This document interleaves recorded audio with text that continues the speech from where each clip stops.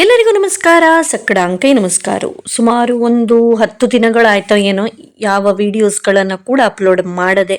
10 ದಿನಗಳ ಮೊದಲು ನಾನು ಬೆಂಗಳೂರಿಗೆ ಹೋದವಾಗ ಅಮ್ಮನ ಬರ್ಡೇಸ್ನ ವಿಡಿಯೋಸ್ಗಳನ್ನು ಸುಮಾರು ಹಾಕಿದ್ದೆ.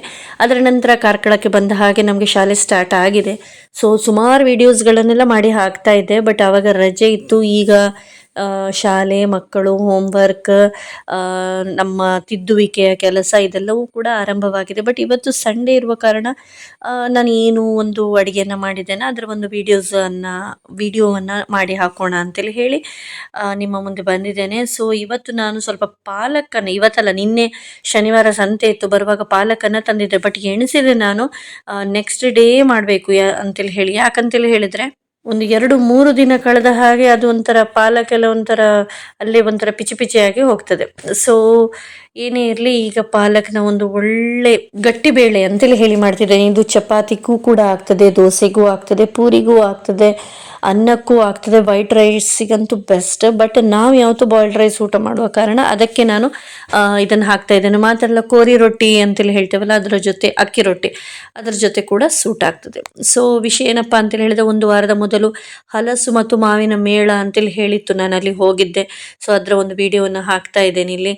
ಸೊ ಅಲ್ಲಿ ಹೋಳಿಗೆ, ನಿಪ್ಪಟ್ಟು, ವಡೆ, ಅದು ಇದು ಅಂತೇಳಿ ಹೇಳಿ ಎಲ್ಲವೂ ಇತ್ತು. ಸೊ ತುಂಬ ಎಂಜಾಯ್ ಮಾಡಿದ್ವಿ ಆ ದಿನ. ಸೊ ಆ ಒಂದು ವಿಡಿಯೋಸನ್ನು ನಿಮ್ಮ ಮುಂದೆ ಹಾಕ್ತಾ ಇದ್ದೇನೆ. ಸೊ ಈ ವಿಡಿಯೋನ ನೋಡ್ತಾ ನೋಡ್ತಾ ಇಲ್ಲಿ ಪಾಲಕನ ಕಟ್ ಮಾಡಿ ಆಯಿತು. ಬರೀ ಎಲೆಯನ್ನಷ್ಟೇ ಹಾಕೋದು, ದಂಟನ್ನೆಲ್ಲ ತೆಗೆದು ಬಿಸಾಡೋದು. ಮತ್ತು ಇದನ್ನು ತೊಳೆಯುವಂಥ ಕ್ರಮ ನಿಮಗೆ ಗೊತ್ತುಂಟಲ್ವಾ. ಬಟ್ ಈಗ ತೋರಿಸೋಣ ಅಂತೇಳಿ ಹೇಳಿ ಒಂದು 3-4 ಸಾರಿ ಇದನ್ನು ತೊಳೆದೆ. ಅದರ ನಂತರ ಒಂದೊಂದೇ ಐಟಮನ್ನು ಫಸ್ಟಿಗೆ ನಾನು ನಿಮಗೆ ತೋರಿಸಿದ್ದೀನಿ ಏನೇನು ಬೇಕು ಅಂತೇಳಿ ಹೇಳಿ ಫೋಟೋವನ್ನು. 1.5 ಸ್ಪೂನ್ ಕೊತ್ತಂಬರಿ, ಅರ್ಧ ಸ್ಪೂನ್ ಜೀರಿಗೆ, ಮತ್ತೊಂದು 1/4 ಸ್ಪೂನ್ ಮೆಂತೆ, ಇದನ್ನು ಫಸ್ಟಿಗೆ ಹುರಿಯುವಂಥದ್ದು. ಅದರ ನಂತರ ಒಂದು 4-5 ಬೆಳ್ಳುಳ್ಳಿ ಎಸಳನ್ನು ಒಂದು ಸ್ವಲ್ಪ ಕ್ರಷ್ ಮಾಡಿ ಸ್ವಲ್ಪ ಎಣ್ಣೆಯಲ್ಲಿ ಅದನ್ನು ಫ್ರೈ ಮಾಡುವಂಥದ್ದು. ಅಂತೇಳಿ ಹೇಳಿದರೆ ಕ್ರಷ್ ಮಾಡಿದಾಗ ಅದೊಂದು ಸರಿ ಒಳ್ಳೆಯ ಒಂದು ಫ್ಲೇವರನ್ನು ಒಂದು ಬಿಟ್ಟು ಕೊಡ್ತದೆ ಅಂತೇಳಿ ಹೇಳಿ. ಸೊ ಅದಕ್ಕಿಂತ ಮೊದಲು ನಾವು ಕೊತ್ತಂಬರಿ ಇದನ್ನೆಲ್ಲ ಹುರಿದ್ವಲ್ಲ, ಅದನ್ನು ಡ್ರೈ ರೋಸ್ಟ್ ಮಾಡುವಂಥದ್ದು. ಬಟ್ ಬೆಳ್ಳುಳ್ಳಿ ಎಸಳನ್ನು ಒಂದು ಸ್ವಲ್ಪ ಎಣ್ಣೆಯೊಂದಿಗೆ ಫ್ರೈ ಮಾಡುವಂಥದ್ದು, ಅದನ್ನು ಕೂಡ ತೆಗೆದಿಡುವಂಥದ್ದು. ಮತ್ತು ಒಂದು ಸ್ವಲ್ಪ ಕೊತ್ತಂಬರಿ ಸೊಪ್ಪು, ಇದನ್ನು ಕೂಡ ಬಾಡಿಸುವಂಥದ್ದು. ಇದು ಎಲ್ಲವೂ ಕೂಡ ತುಂಬ ಹುರಿಯೋದಂತೇಳಿ ಹೇಳಿಲ್ಲ, ಒಂದು ಲೈಟ್ ಒಂದು ಸ್ಮೆಲ್ ಬರುವ ತನಕ ಅಷ್ಟೇ. ಅಂತೇಳಿದರೆ ಒಂದು ಮ್ಯಾಕ್ಸಿಮಮ್ ಒಂದು 2 ಮಿನಿಟ್ಸ್ ಮೀಡಿಯಮ್ ಫ್ಲೇಮಲ್ಲಿ ನೀವು ಹುರಿದ್ರೆ ಸಾಕಾಗ್ತದೆ ಎಲ್ಲವನ್ನು ಕೂಡ. ಸೊ ಪಾಲಕ್ ತಗೊಳ್ಳಿಕ್ಕೆ ನಾನು 3 ಕಟ್ಟು ತಗೊಂಡಿದ್ದೇನೆ. ಆದರೆ ಬಿಡಿಸೆಲ್ಲ ಆಗುವಾಗ ನೀವು ನೋಡಿದ್ದೀರಿ, ತುಂಬಾದ ಕಸವೇ ಇತ್ತು. ಅಂತೇಳಿ ಹೇಳಿದ್ರೆ ಉಪಯೋಗಿಸ್ಲಿಕ್ಕೆ ಆಗದಂಥ ಭಾಗ, ಒಂದು ಸ್ವಲ್ಪವೇ ನನಗೆ ಎಲೆ ಸಿಕ್ಕಿದೆ ಅಷ್ಟೇ. ಸೊ ಅದನ್ನು ನಾನು ಎಲ್ಲ ತೆಗೆದು ಚೆನ್ನಾಗಿ ತೊಳೆದಿಟ್ಟಿದ್ದೇನೆ. ಇದೀಗ ತೆಂಗಿನ ತುರಿಯನ್ನು ಒಂದು ಸ್ವಲ್ಪ, ಒಂದು 1/4 ವಾಸಿ ಸಾಕು. ಸೊ ಅರ್ಧ ಗಡಿಯ ಅರ್ಧದಷ್ಟು ತೆಂಗಿನ ತುರಿಯನ್ನು ಕೂಡ ಫ್ರೆಶ್ ಆಗಿ ಇರುವಂಥ ತೆಂಗಿನ ತುರಿ. ಸೊ ಅದನ್ನು ಕೂಡ ನಾನು ಸ್ವಲ್ಪ ಹುರಿದೆ. ಅದರ ನಂತರ ಒಂದು 7-8 ಘಾಟಿ ಮೆಣಸನ್ನು ಹಾಕಿ ಇಟ್ಟಿದ್ದೇನೆ. ಸೊ ಇದೀಗ ಏನು ಮಾಡೋದು ಅಂತೇಳಿ ಹೇಳಿದ್ರೆ, ನೆಕ್ಸ್ಟ್ ಸ್ಟೆಪ್, ಒಂದು ನೀರುಳ್ಳಿ, ಒಂದು 1/4 ನೀರುಳ್ಳಿ ಸಾಕು. ಆ ನೀರುಳ್ಳಿ ಮತ್ತೊಂದು ಸ್ವಲ್ಪ ಹುಣಸೆ, ಅದರ ಜೊತೆ ಎಲ್ಲವನ್ನು ನಾವು ಏನೇನೆಲ್ಲ ಹುರಿದಿದ್ವು ಅದನ್ನೆಲ್ಲ ನೀಟಾಗಿ ಮಿಕ್ಸಿಯಲ್ಲಿ ರುಬ್ಬುವಂಥದ್ದು. ಸೊ ಬ್ಯಾಚ್ ಬೈ ಬ್ಯಾಚ್ ಮಾಡಿ ಸ್ವಲ್ಪ ಸ್ವಲ್ಪ ಸ್ವಲ್ಪ ಎಲ್ಲ ಹಾಕ್ತಾ ನಾನು ಎಲ್ಲವನ್ನು ರುಬ್ತಾ ಇದ್ದೇನೆ. ಇದೊಂದು ಸ್ವಲ್ಪ ಇನ್ನೂ ಬಿಸಿ ಇದೆ. ಬಟ್ ನಾನೇನಪ್ಪ ಅಂತೇಳಿ ಹೇಳಿದ್ರೆ, ಏನೊಂದು ಕಥಾ ಪುಸ್ತಕನೂ ಓದಿ ಕೂತ್ಕೊಂಡಿದ್ದೆ. ಈಗಾಗಲೇ 12 ಕಾಲ ಆಯಿತು, 1 ಗಂಟೆಗೆ ಎಲ್ಲರೂ ಊಟಕ್ಕೆ ಬರ್ತಾರೆ. ಸೊ ನಾನು ನಿಜವಾಗಿದ್ದು ತಣ್ಣಗೆ ಆದಮೇಲೆ ನಾವು ನುಣ್ಣಗೆ ಅಂಥದ್ದು. ಬಟ್ ಇಲ್ಲಿ ಟೈಮ್ ಆಯಿತು ಅಂತೇಳಿ ಹೇಳಿ ನಾನು ಇವತ್ತು ಹೀಗೆ ರುಬ್ತಾ ಇದ್ದೇನೆ. ಸೊ ನೋಡ್ಬೋದು ನೀವು ಎಷ್ಟು ನಯವಾಗಿ ಮಸಾಲೆ ಅರ್ಧ ಆಗಿದೆ ಅಂತೇಳಿ ಹೇಳಿ. ಸೂಪರ್ ಆಗಿದೆ ಮಾತ್ರ ಈ ಮಸಾಲೆಯ ಟೇಸ್ಟನ್ನು ನಾನು ಮಾಡಿದೆ.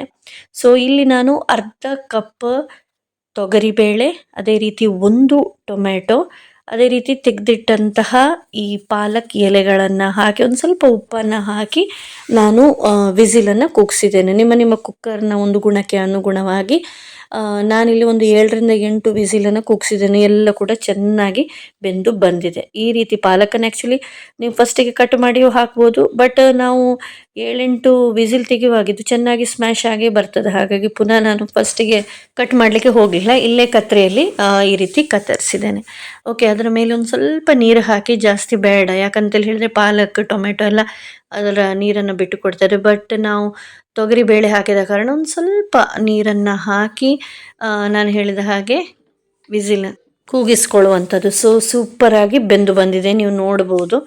ಸೊ ಇತ್ತೀಚೆಗೆ ನಮ್ಮ ಒಂದು ಊರಿನಲ್ಲಿ ಪುರುಷೋತ್ತಮ ಮಾಸವಾದಂತಹ ಕಾರಣ ಪ್ರತಿನಿತ್ಯ ದೇವಸ್ಥಾನದಲ್ಲಿ ಭಜನೆ ಭಾಗವತ ಇದೆಲ್ಲ ಇರ್ತದೆ. ನಾನು ಕೂಡ ಪ್ರತಿನಿತ್ಯ ಹೋಗ್ತೇನೆ. ಅದರ ಒಂದು ದೃಶ್ಯವನ್ನು ಇಲ್ಲಿ ನಾನು ತೆಗೆದಿದ್ದೇನೆ. ಸೊ ಆ ಒಂದು ವಿಡಿಯೋನ ಇಲ್ಲಿ ಹಾಕಿದ್ದೇನೆ. ಸೊ ಇದೀಗ ಚೆನ್ನಾಗಿ ಬೆಂದು ಬಂದಂತಹ ಪಾಲಕ್ ದಾಲನ್ನ ಕಡೆಗೋಲಿನಲ್ಲಿ ನಾವು ಕಡ್ದು ಕೂಡ ಆಯಿತು.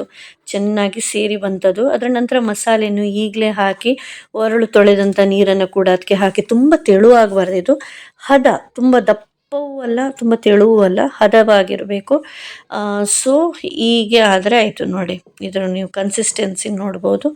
ಸೊ ಇದನ್ನು ಈಗ ಗ್ಯಾಸಿನ ಮೇಲೆ ಇಟ್ಟು ಒಂದು ಸ್ವಲ್ಪ ಇದು ಕುದಿ ಬರುವ ತನಕ ಆದಮೇಲೆ ಕರಿಬೇವು ಸಾಸಿವೆಯ ಒಗ್ಗರಣೆಯನ್ನು ಕೊಟ್ಟರೆ ಪಾಲಕ್ ಗಟ್ಟಿ ಬೇಳೆ ಅಂತೇಳಿ ಹೇಳ್ತೇವೆ, ಅದು ಇಲ್ಲಿ ಆಗಿ ಹೋಯಿತು. ತುಂಬ ಸಿಂಪಲ್ ಪ್ಲಸ್ ಅಷ್ಟೇ ರುಚಿಯಾಗಿದೆ. ಪ್ರತಿನಿತ್ಯ ನಾವು ಮಾಡುವಂಥ ಪದಾರ್ಥದಿಂದ ಒಂದಷ್ಟು ವಿಭಿನ್ನ. ನನಗನ್ನಿಸ್ತದೆ ಮೋಸ್ಟ್ಲಿ ಈ ನಾರ್ತ್ ಕರ್ನಾಟಕದಲ್ಲೆಲ್ಲ ಇಂಥದ್ದೆಲ್ಲ ಮಾಡ್ತಾರೇನೋ ಅಂತೇಳಿ ಹೇಳಿ. ಒಮ್ಮೆ ಇಂಥದ್ದು ನಾನು ತಿಂದಂತಹ ನೆನಪು ನನಗೆ. ನಾವಿಲ್ಲಿ ಪಾಲಕ್ಕೆಲ್ಲ ಮಾಡುವಂಥದ್ದು ಭಾರಿ ಕಡಿಮೆ, ಬಸಳೆ ಇದನ್ನೆಲ್ಲ ಉಪಯೋಗಿಸುವಂಥದ್ದು ಜಾಸ್ತಿ. ಬಟ್ ಪಾಲಕ್ ಕೂಡ ಅಷ್ಟೇ ಒಳ್ಳೆಯದಾಗಿರ್ತದೆ, ಅಷ್ಟೇ ಟೇಸ್ಟಿ ಇರ್ತದೆ. ಸೊ ಈಗ ನಾನು ಎಣಿಸಿದ್ದೇನೆ ಈ ಒಂದು ಪದಾರ್ಥ ಮಾಡಿದ ಮೇಲೆ ಇನ್ನು ಮುಂಬರುವ ದಿನಗಳಲ್ಲಿ ಇದನ್ನು ಫ್ರೀಕ್ವೆಂಟ್ಲಿ ತರ್ತಾ ಇರಬೇಕು ಅಂತೇಳಿ ಹೇಳಿ. ಸೊ ಅಂತೂ ಇಂತೂ ಒಗ್ಗರಣೆ ಬಿತ್ತು. ಇಲ್ಲಿ ಪಾಲಕ್ನ ಗಟ್ಟಿ ಬೇಳೆ ರೆಡಿ ಆಗಿದೆ. ಇದನ್ನು ಹೇಳಿಕೊಟ್ಟಂತಹ ಅಮ್ಮನಿಗೆ ತುಂಬ ಥ್ಯಾಂಕ್ಸನ್ನು ಹೇಳ್ತಾ, ನಮಗೆ ಇಬ್ಬರಿಗೂ ಕೂಡ ಭಾರಿ ಇಷ್ಟ ಆಗಿದೆ. ನೀವು ಕೂಡ ಟ್ರೈ ಮಾಡಿ, ನಿಮಗೂ ಕೂಡ ಇಷ್ಟ ಆಗ್ತದೆ ಅಂತೇಳಿ ಹೇಳ್ತಾ ಬಾಯ್ ಬಾಯ್.